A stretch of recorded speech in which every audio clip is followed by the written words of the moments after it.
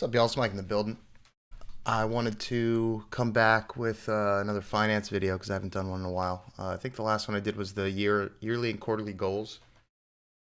Um, I wanted to do a video kind of just briefly outlining the investment strategies I have for 2022.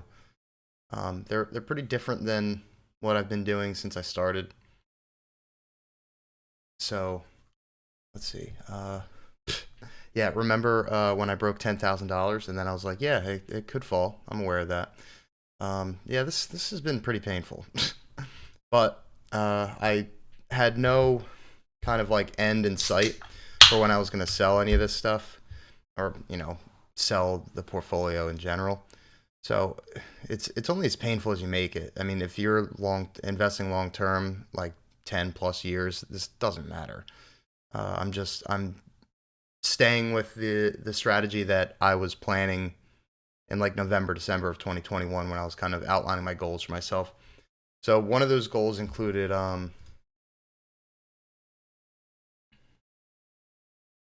this one. Yeah, automate 4 investments, dollar cost average daily with money on the side for market dips. That's exactly what I'm doing. So don't mind this being kind of a mess. If you watched my video on like the spreadsheets I use, this should look familiar. This is the set aside and available balance. It's just like a budgeting spreadsheet. I think that'll probably be in the description. I'll try and just kind of hide all the irrelevant stuff though. So this probably looks crazy, but this is just how I calculated everything. So I call it dry powder. That's just money basically just hanging out on the sidelines that I put in out of every paycheck that is for dips. I mean, right now, pretty much it's just been a constant dip. So I don't have any money. I've been just throwing whatever I have at it. So I get paid bi-weekly, so that's 14 days.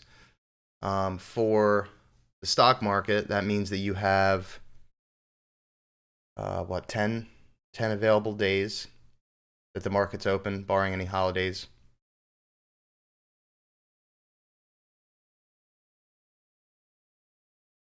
I think I calculated this based on 14. It should be 10. That's weird. It's weird because it's been working out. Actually, I haven't finished a whole. I might have set aside extra money for this. Let's walk through this. So it's $5 per day, and I'm doing 3 stocks this way.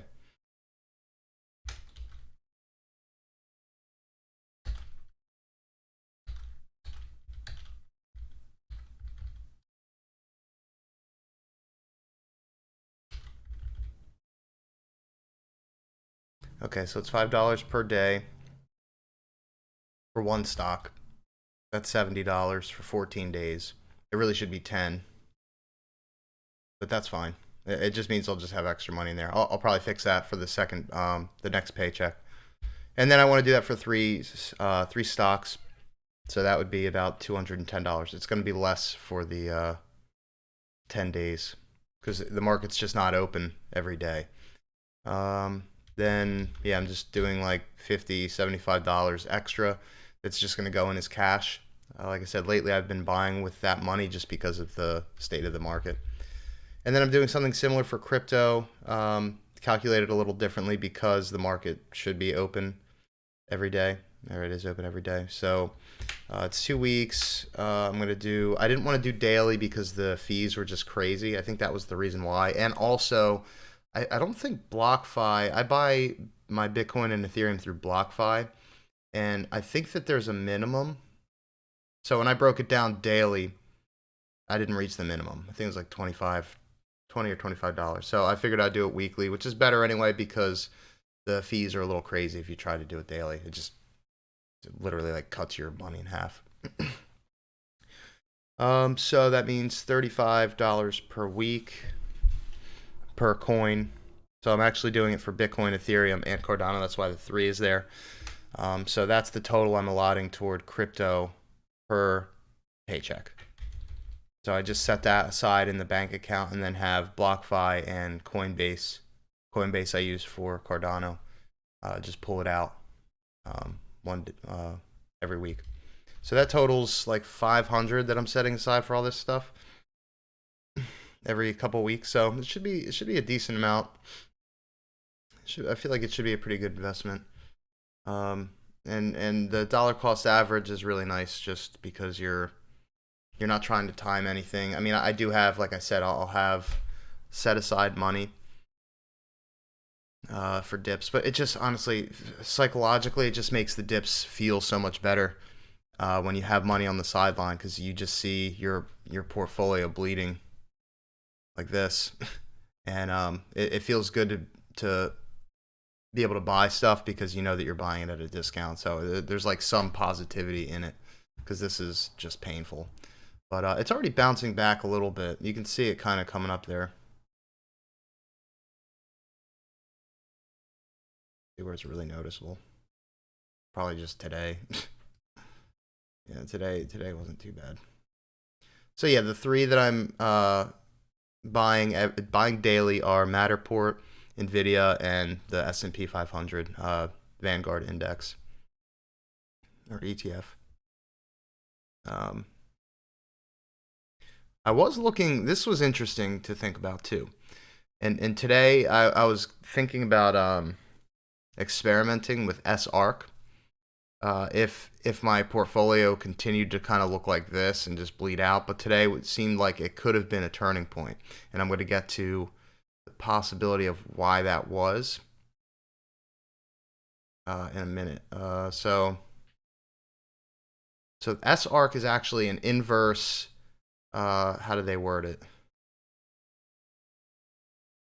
It's an inverse product. So it tracks ARK-K, but it moves whatever ARK-K is doing, it does the opposite. So ARK was bleeding out pretty badly, like everything. I mean, really, like you can't look at your picks and think like, you know, you don't know what you're doing or whatever. I mean, literally everything was down. So this was the past year for ARK. So I was thinking maybe as a hedge while things bleed out, I was thinking about, you know, keeping some money in SARK and like really keeping an eye on it. But I don't know. I mean, it definitely seems a little risky. And now potentially things could be flattening and maybe coming back up. So I'm not sure. I'm not sure about that. It's probably a little risky. The other strategy, I guess, I don't know if you would call it a strategy, but I'm trying to utilize the calendar more. I've been using the calendar just in general, Apple Calendar, for just planning things, like, you know, obvious things you use the calendar for. It just has been making things a lot easier and staying organized and being able to spend time with, you know, the people that I want to spend time with. So the other thing I'm adding to that calendar is all of the potential market catalysts. So like the CPI, the Consumer Price Index report, comes out each month and reports on data analyzed from the previous month.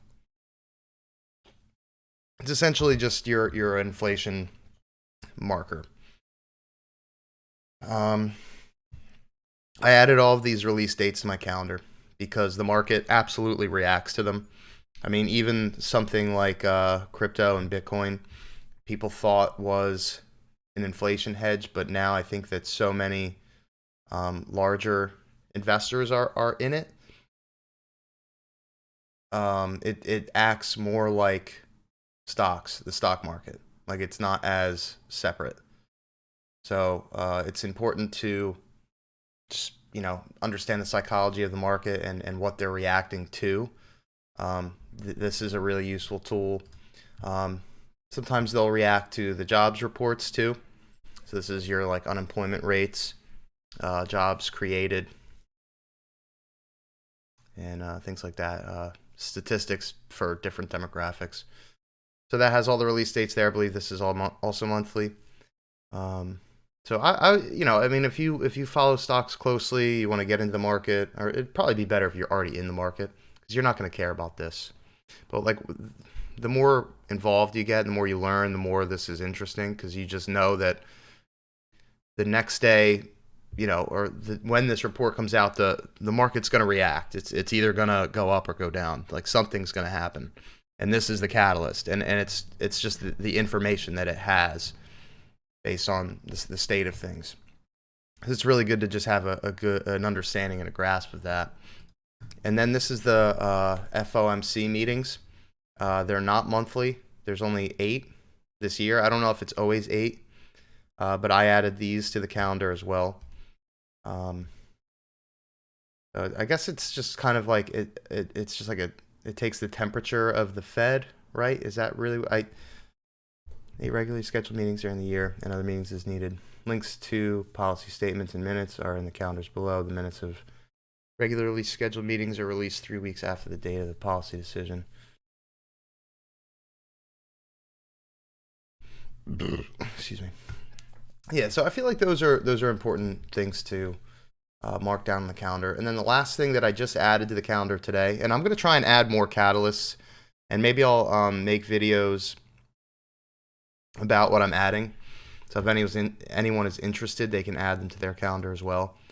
I made a little note. This was kind of like weird, but this was the first year I really like kind of understood what was going on with tax loss harvesting.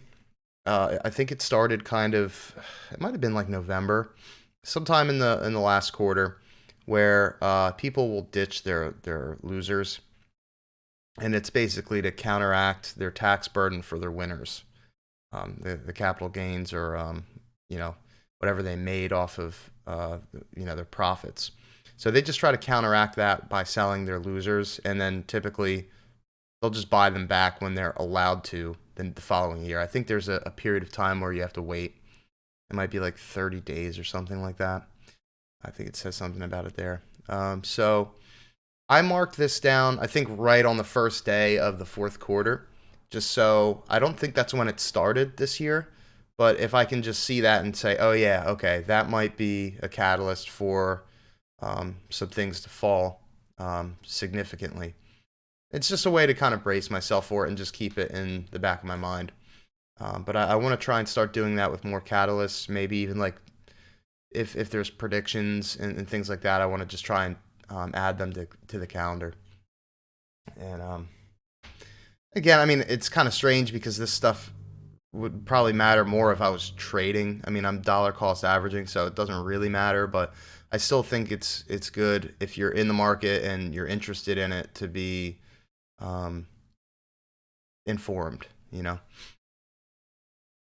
I guess that's probably it. Let me know if you have a different strategy for this year. And I'll try and link these below too, so you can see the release dates for these reports. But yeah, let me know if you have a specific strategy for investing. Let me know if you have one specific for this year that you might have changed from last year, or if you're just thinking about investing for the first time. Yeah, just if you could react in any way to the video, even just a like, anything, just to let me know whether this content's good, or if it's raising the right questions with people, or informing the right way. So yeah, I look forward to the next one. Hope you guys are good. I'll see you.